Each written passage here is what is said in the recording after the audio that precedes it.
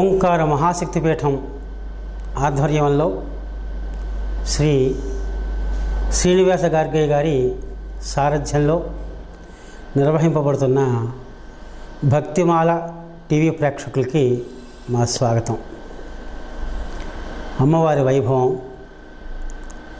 మహాలక్ష్మి అవతారం గురించి చెప్పుకుంటున్నాం. సంజీవాంక భవశరీరలతికా సామీప్యమున్ కోరి నీ సింజానోద్భవ విశ్వమోహనకర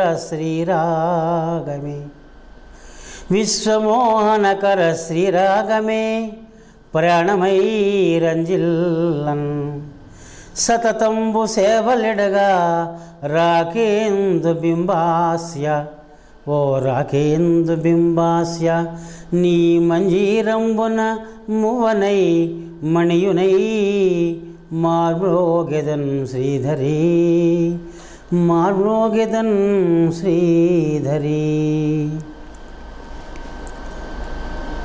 అమ్మవారు మహాలక్ష్మీ స్వరూపిణిగా మహిషాసుర మర్దనం చేసింది. మహాలక్ష్మి ఏమిటి, దైత్య సంహారం చేయడం ఏమిటి అని చాలామంది కొంచెం శంకిస్తూ ఉంటారు. గతంలో చెప్పుకున్నట్లుగా లక్షయితి విశ్వమితి లక్ష్మి అన్నారు. సమస్త ప్రపంచాన్ని ఆ తల్లి లక్ష్యంగా చేసుకుని ఆడిస్తుంది.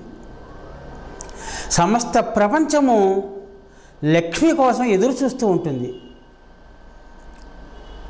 అందుకని ఆ తల్లి లక్ష్మి, మహాలక్ష్మి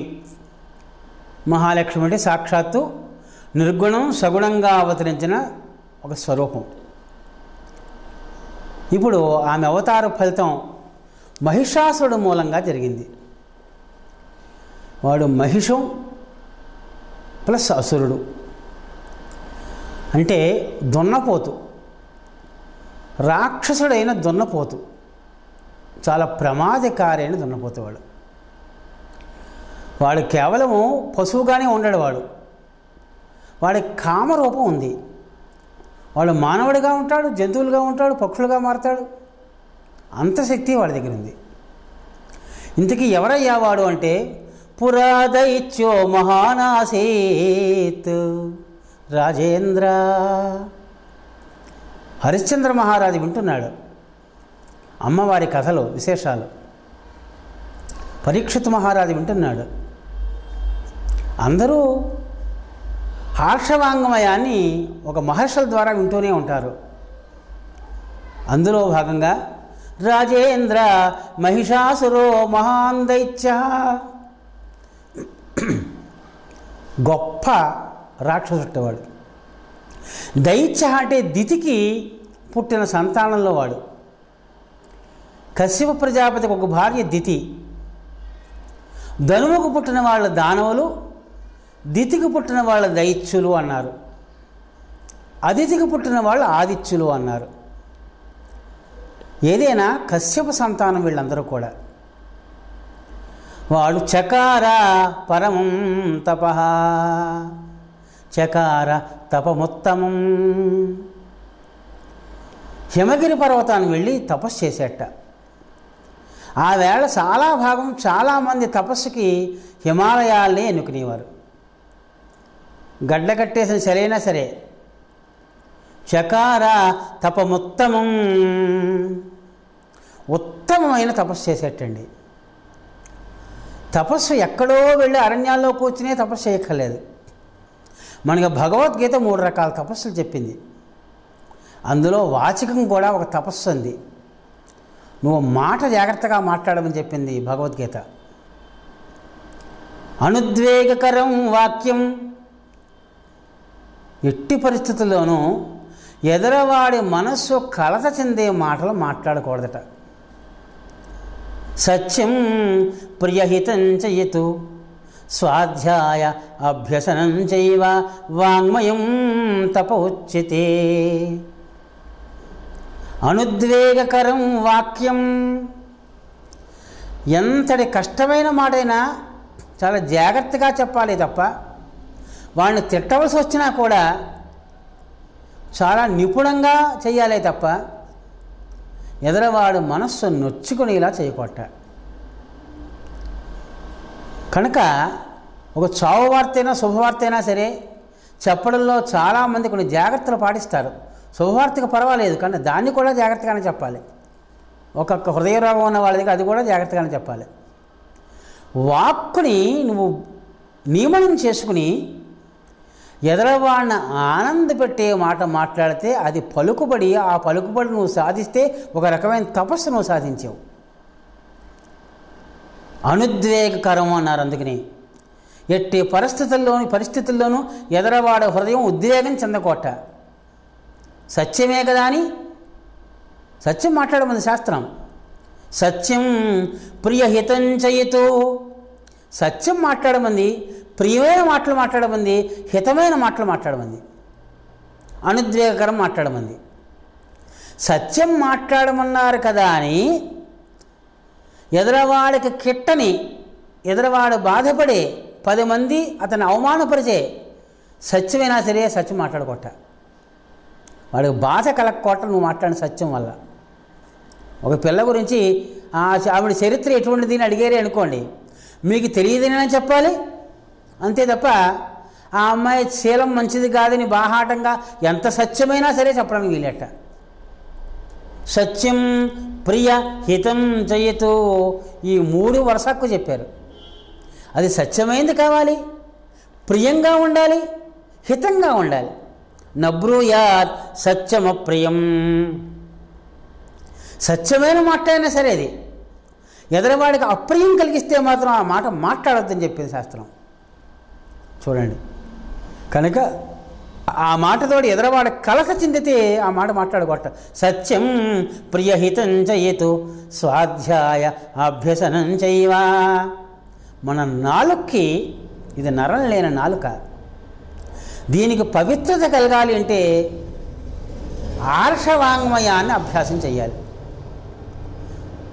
ఎవరికి ఏ శాఖో వేదం ఆ శాఖని వాళ్ళు అధ్యయనం చేయాలి. ఇప్పుడు వేదాలు అందరం చదవలేకపోయినా వేదం ప్రతిపాదించిన ధర్మాన్ని ఆచరిస్తూ అవి చదవచ్చు కదా. కానీ చదివి వదిలేస్తే కాదు, చదివి ఆ ధర్మాన్ని ఆచరించాలి. స్వాధ్యాయ అభ్యసనం చైవ, వేదాభ్యసనం. ఆర్షవాంగ్మయం వినాలి, ప్రచారం చెయ్యాలి. ఇలా ఏ నోరైతే ఏ నాలుకైతే చేస్తుందో ఆ నాలుక తపస్సు చేసినట్లు లెక్క, వాడు మహా తపస్సు కిందకి లెక్క. మనం నోరు కంట్రోల్ చేసుకుంటే ఖచ్చితంగా ఒక విధంగా ఒక తపస్సు సాధించినట్లు లెక్క అని చెప్పింది శాస్త్రం. కనుక అలాగే మనస్సు, మన ప్రసాద సౌమ్యత్వం, మౌనం ఆత్మ వినిగ్రహ, బ్రహ్మచర్యం అహింసాచ.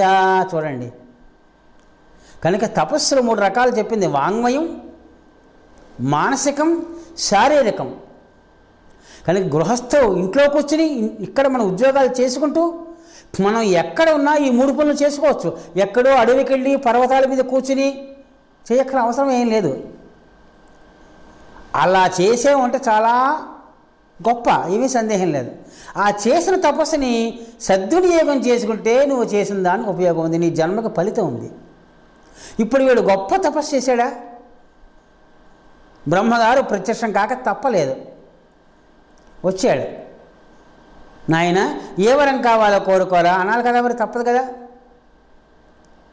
ఒక్కటే మాట, ఈ రాక్షసులు కోరికనే కోరిక ఎప్పుడు ఒకటే, ఎప్పుడు ఒకటే.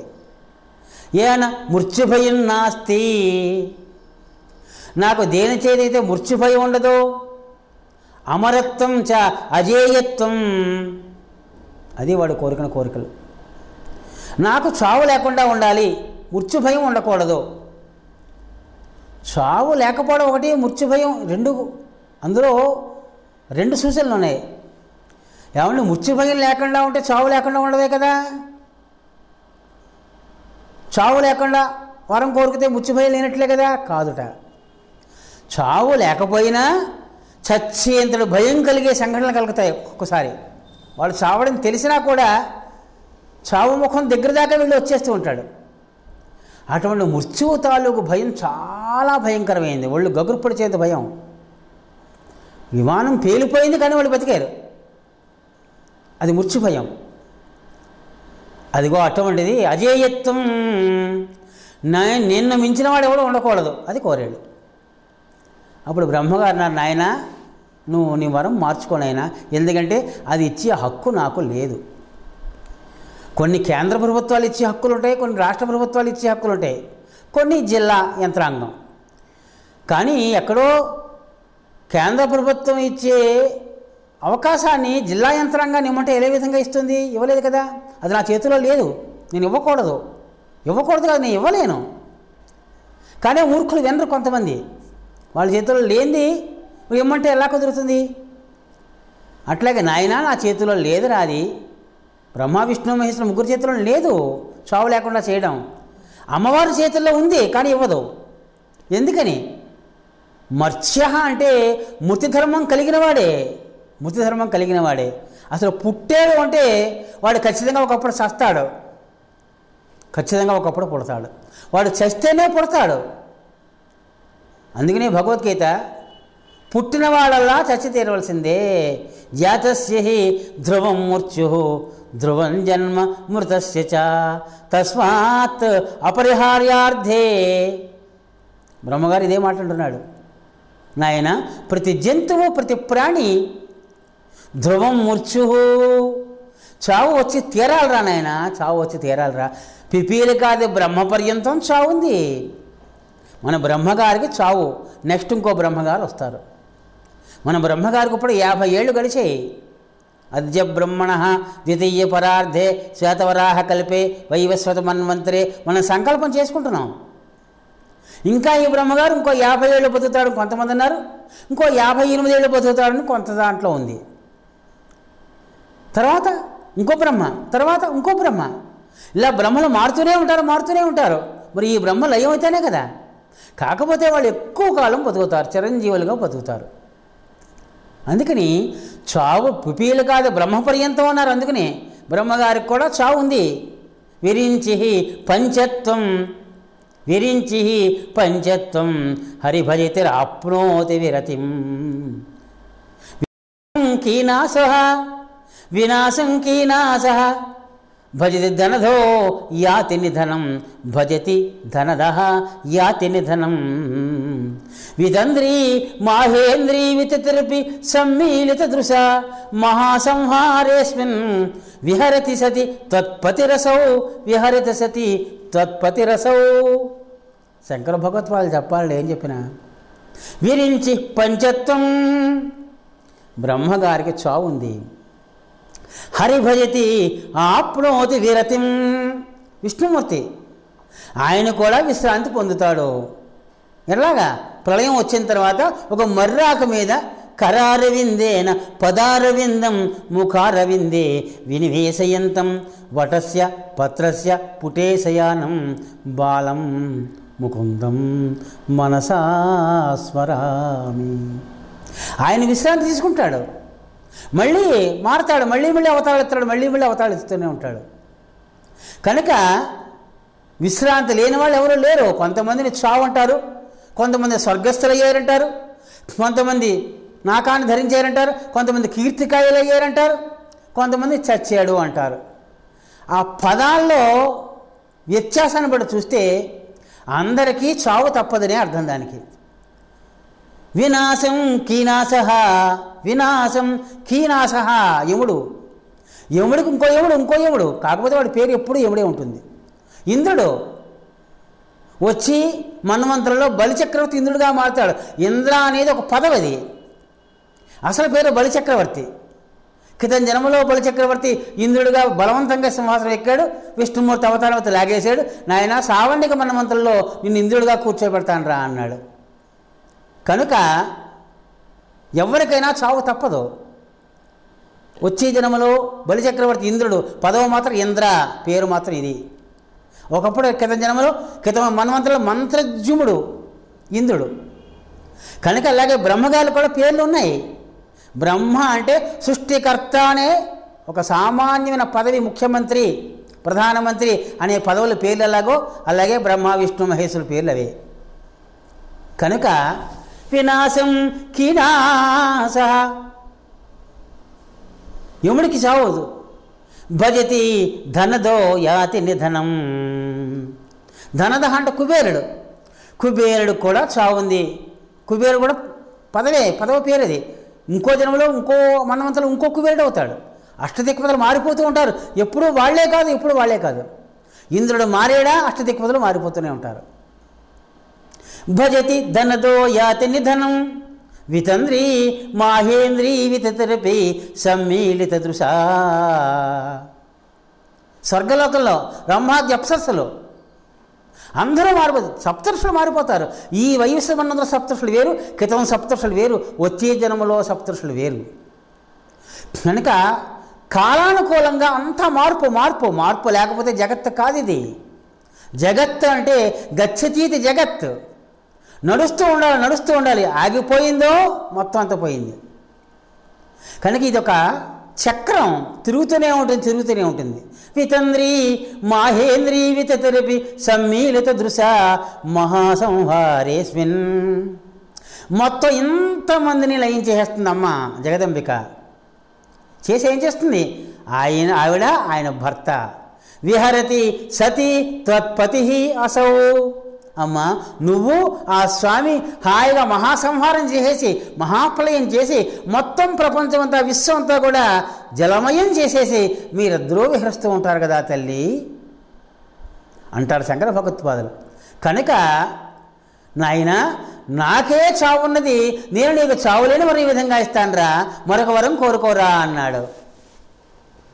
సత్యం మాట్లాడాడు, వాడు విన్నాడు. మనం వినం ఈవేళ స్థితిలో. నా చేతిలో లేదు మొర్రు అంటే కూడా నువ్వే ఇవ్వాలనే పరిస్థితిలో ఉన్నాం ఇవాళ మనం. సరే అప్పుడు వరం కోరుతున్నాడు చూడండి. వీళ్ళందరికీ తెలివితేటలు చాలా ఎక్కువ అండి. ఏ విధంగా తన మనస్సుని సాధించుకోవాలో, తన ఉపాయం చేత ఏ విధంగా తన ఉద్దేశాన్ని సాధించుకోవాలో వాళ్ళ ప్రయత్నాలు ఇవి. ఏమంటున్నాడు చూడండి. నమానవాత్ నదైచ్ఛాచ్చ నదేవాత్ మరణం యథా. నాకు దేవతల చేతిలో చావు రాకూడదు, మనుషుల చేతిలో దైత్యుల చేతిలో నాకు చావు రాకూడదయ్యా. పురుషాత్ నహానా, ఏ పురుషుడి చేతులను నాకు చావు రాకూడదన్నాడు. ఏ పురుషుడు అంటే మొత్తం ఈ సృష్టిలో ద్వంద్వాలు చెప్పాను కదా, ద్వంద్వాలు లేని స్థితి ఉండదు. ఆడ మగ ఇది ఉంటేనే ప్రపంచం. ఈ ద్వంద్వ ప్రపంచంలో శీతోష్ణాలు ఇది ఉంటేనే ప్రపంచం. ఈ ద్వంద్వ ప్రపంచంలో ఏ పురుషుడి చేతిలోనూ నేను చావకూడదు అని వరం కోరాడు. కాహనిష్యసి స్త్రీ అబల కా మాం హనిష్యసి. స్త్రీ అబల, బలం లేని ఆ స్త్రీ వల్ల నాకిక్కడ చావు, నన్ను ఎవరో చంపలేరు, మగవాళ్ళ చేతిలో చావు లేకుండా చేయించాలన్నాడు. అంటే పురుగు, మేక, కుక్క, నక్క, తేలు మొత్తం సమస్త జగత్తులో పురుష జీవుల పట్లే చావు రాకూడదని కోరాడే తప్ప స్త్రీ జీవులు అంతా ఎప్పుడు అబలగానే ఉంటారన్నాడు. మాం కాహనిష్యసి అన్నాడు. ఆ వేళ చహ చేశాడు. ఏ ఆడదని శిక్షిస్తుంది అన్నాడు. ఈ సృష్టిలో ఆడదని అవమానపరిచిన వాడల్లా చస్తూనే వచ్చాడు. ఎక్కడైనా స్త్రీకి అవమానం జరిగిందా? ఎత్ర నార్యస్తు పూజ్యంతే. ఎక్కడ ఏ దేశంలో ఏ ప్రాంతంలో స్త్రీ గౌరవింపబడిందో ఆ దేశం హాయిగా ఉంటుంది. రమంతే తత్ర దేవతాః, హాయిగా ఉంటుంది. ఎక్కడ ఏ ప్రాంతంలో స్త్రీకి అవమానం కలిగిందో అక్కడ ఖచ్చితంగా అతివృష్టి అనావృష్టి జరుగుతూనే ఉంటాయి. అలా రాజ్యాలు కొట్టుకుపోతూ ఉంటాయి, ఉప్పెళ్ళు వచ్చేస్తూ ఉంటాయి, అగ్ని కబలిస్తూ ఉంటుంది, భూకంపాలు వస్తూ ఉంటాయి. ఒక్క స్త్రీకి అవమానం జరిగితే చూడండి. కనుక ఈ స్త్రీ పట్ల వీడికి నమ్మకం లేదు. కాహనిష్యసి అన్నాడు. అంటే సృష్టిలో స్త్రీని అవమానపరిచిన వాళ్ళు ఇదిగో మహిషాసురుడు ఒకడు.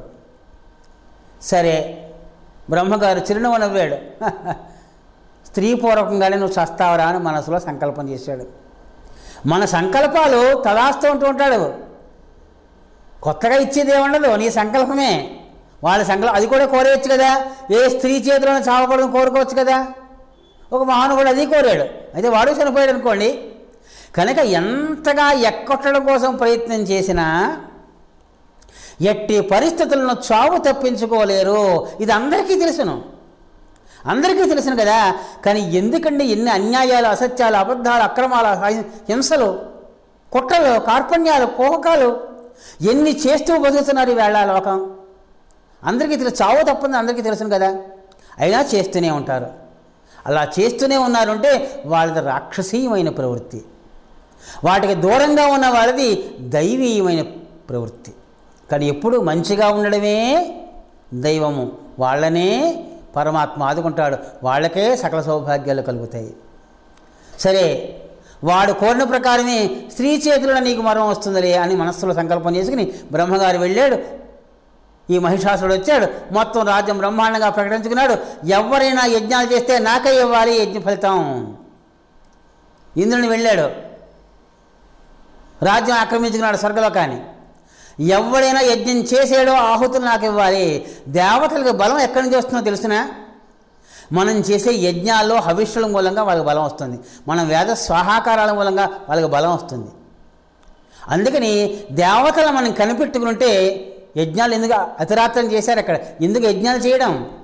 యజ్ఞాలు ఇక్కడ చేస్తే ఆ హోమధూమం, ఆ హోమంలో ఆ అగ్నిలో హుతమైనటువంటి ద్రవ్యము వాళ్ళకి ఆహారంగా వెళ్ళి వాళ్ళు నిర్జరులు అవుతారు. దేవతకు నిర్జరులు అని పేరు. ఎందుకయ్యా అంటే జర అంటే ముసలితనం లేని వాళ్ళు అర్థం. ఎప్పుడు ముసలితనం లేకుండా ఉంటుందయ్యా అంటే యజ్ఞయాగాదులు చేసే పవిత్రమైన ప్రసాదాన్ని తిన్నప్పుడు. అంటే రోజు మనం అస్తమానం యజ్ఞయాగాదులు మనం చేయగలమా? ఎవరైనా చేస్తుంటే నీ వంత ఒక 100 రూపాయలు ఇచ్చినా సరే ఎంతో కొంత నువ్వు అందులో నీ ద్రవ్యం పడితే నువ్వు అది లేదా నువ్వు వీళ్ళు సహాయం చేయి, వీళ్ళు సేవ చేయి. నీకు దేహం ఉంది కదా, ఓ నలుగురికి భోజనాలు పెట్టు, నలుగురు విస్తలెత్తి నలుగురికి వడ్డించు, అది కూడా యజ్ఞ ఫలితం నీకు వస్తుంది. ఏదో విధంగా సహకారం చేయాలి. కనుక యజ్ఞ ఫలితం దక్కాలి అంటే మనకి లోకంలో చాలా ఉపాయాలు ఉన్నాయి. అందుకని యజ్ఞ ప్రసాదం తినడం మూలంగా వాళ్ళు నిర్జరులు అవుతున్నారట. అది ఎప్పుడైతే లేదో వాళ్ళు జరులు అయిపోతారట. ఇప్పుడు ఈ మహిషాసుడు ఏం చేశాడయ్యా అంటే యజ్ఞాలు చేసి ఆ హవిష్య తనకే ఇచ్చేయమంటున్నాడు. మహిషాసురాయ స్వాహ మహిషాసురాయ ఏదన్నమా అని అనుకుంటున్నాడు అందరినీ. యజ్ఞాల్లో పేర్లు పెట్టి పిలుస్తారు. ఇంద్రాయ స్వాహ ఇంద్రాయ ఏదన్నమా హవిష్య వేస్తూ ఇది ఇంద్రుడిది అని అంటే అగ్నిహోత్రులు ఇంద్రుడికి పట్టుకెళ్ళిస్తాడు. వాయవే స్వాహ వాయవ ఇదన్నమమా ఇది వాయుకి ఇవ్వాలి అంతే పాపం ఆయన పట్టుకెళ్ళిస్తాడు అగ్నిహోత్రుడు. ఇంకా ఎవరి పేర్లు చెప్పించడం మానేశాడు, తాట వలిచేస్తారన్నాడు. యజ్ఞం చేస్తే అంతా మహిషాసురాయ ఒక్కటే పేరు. దానితో ఇంకా శక్తి పెరిగిపోతుంది. యజ్ఞప్రసాదం వల్ల శక్తి పెరిగిపోతుంది. యజ్ఞం చేస్తున్న చోట వీళ్ళ ఆ హోమధూమం మన ఒంటికి సోకితే కూడా పరమ పవిత్రత, ఈ దేహానికి ఆరోగ్యం చేకూరుతుందట. యజ్ఞహోమశ్చైవ హోమధూమం ఒంటికి చాలా మంచిట. ఆయుర్వృద్ధి దినే వృద్ధార్కో హోమధూమశ్చ బాలాస్త్రీ నిర్మలోతకం రాత్రౌ క్షీరాన్నభుక్తిశ్చ ఆయుర్వృద్ధి దినే ఆయుర్వృద్ధిర్దినే. ఆయుష్ పెరగాలి అంటే నీ చేతిలోనే పెట్టాడు పరమాత్మ. నీ ఆయుర్దాయం పెరగాలంటే ఏం చేయాలయ్యా? వృద్ధార్క సాయంకాలం ఎండ ఒంటికి సోకడం మంచిట్ట. సాయంకాలం ఈవినింగ్ వాక్ వెళ్ళడం, లేదా పార్కులోకి వెళ్ళడం, కూర్చోవడం, మేడ మీకెళ్ళి కూర్చోవడం, ఆ సూర్యరశ్మి నీకు ఒంటికి సోకితే మంచిట్ట. హోమధూమశ్చ యజ్ఞాల్లో హోమం ఒంటికి సోకితే, ఆ పొగ ఒంటికి సోకితే ఒంటికి చాలా మంచిట, ఆరోగ్యం పెరుగుతుందట. బాలా స్త్రీ తనకంటే చిన్న వయస్సు కల దాన్ని పెళ్లి చేసుకోవాలి. నిర్మలోదకం ఆ వేళ చెప్పింది శాస్త్రం, నాయన కాచి వడకట్ట నీళ్ళు తాగరా అని చెప్పింది. నిర్మలోదకం రాత్రౌ క్షీరాన్నభుక్తిశ్చ రాత్రిపూట పాలు అన్నం తింటే చాలా మంచిది, పెరుగు అన్నం కాదు. ఒకవేళ తినవలసి వస్తే నీళ్ళ చొక్క కలుపుకుంటారు, అందుకనే పెద్దలు. ఆయుర్వృద్ధి దినే రోజుకి ఆయుర్దాయం పెరుగుతుంది చెబుతోంది. కనుక యజ్ఞయాగాదుల్లో పాలు పంచుకోవడం అంటే అక్కడ కనీసం కూర్చుని ఆహా చాలా బాగా చేస్తున్నారు అనుకుంటే కూడా నీకు 4వ వంతు పుణ్యం వస్తుందట. మనకు భారతదేశం యజ్ఞ సంప్రదాయం మంది. నువ్వు చేయలేకపోవచ్చు, చేస్తున్న వాడిని చాలా బాగా చేసావు అంటే కూడా నీకు పుణ్యం వస్తుంది చెబితే ఇంతకంటే గొప్ప ఉపాయం ఇంకెక్కడ ఉందండి? ఇంతకంటే గొప్ప సంస్కారం ఇంకెక్కడుంది చెప్పండి? మన భారతదేశానికి మాత్రం ఉంది ఆ సంస్కారం. అటువంటి యజ్ఞయాగాదుల్లో కూడా మహిషాసురుడు హవిష్ను తానే గ్రహిస్తున్నట్ట, మంచి బలాన్ని పొందుతున్నట్ట, దేవతలందరూ బలహీనలు అయిపోయినట. అలా ఉన్న పరిస్థితుల్లో దేశమంతా అల్లకల్లోలంగా ఉందిట. తర్వాత మహిషాసుర మతం తర్వాత చెప్పుకుందాం. స్వస్తి ప్రజాభ్యః పరిపాలయంతాం. దుర్గవు నీవమ్మా కనక దుర్గవు నీవమ్మా, దుర్గవు నీవమ్మా కనక దుర్గవు నీవమ్మా. ఈ ఇంద్రకీలాద్రి నిలయము కాగా భవానివై నువ్వు వెలసితివమ్మా. దర్శనమీవమ్మా మా అమ్మవు నీవమ్మా, దుర్గవు నీవమ్మా.